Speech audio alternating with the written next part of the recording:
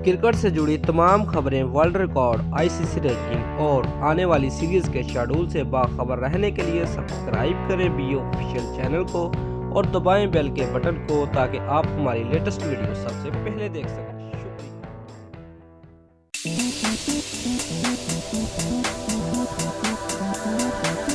Views 3 मुल्क की टी20 series के फाइनल मैच में ऑस्ट्रेलियावी ऑलराउंडर ग्लेन मैक्सवेल से हार बर्दाश्त न हुई और मैच के अख्ताम पर सरफराज अहमद से हाथ मिलाए बगैर आगे बढ़ गए।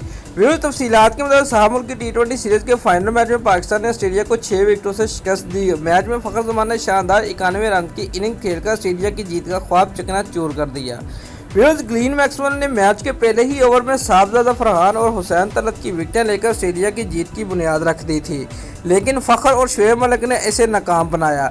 मैच का अख्ताम जब पाकिस्तान की जीत पर हुआ तो ऑस्ट्रेलियावी ऑलराउंडर ग्लेन मैक्सवेल ने साथी खिलाड़ी से हाथ मिलाया, लेकिन कौमी टीम के कप्तान सरफराज अहमद से हाथ मिलाए बगैर आगे बढ़ गए। सोशल मीडिया पर ग्लेन मैक्सवेल की इस हरकत पर उन्हें शदीद तनकीद का निशाना बनाया जा रहा है। मुद्दाहों का कहना है कि मैक्सवेल को स्पोर्ट्समैन स्पिरिट का मुजाहरा करते हुए सरफराज अहमद से हाथ मिलाना चाहिए था। हार जीत खेल का हिस्सा है। कबल अज़ सीरीज जीतने पर कप्तान सरफराज अहमद का कहना है कि फाइनल की जीत का क्रेडिट हमारे बॉलर्स बलखसूस फ़खर जमान और शुएब मलिक की शानदार कारकर्दगी को जाता है।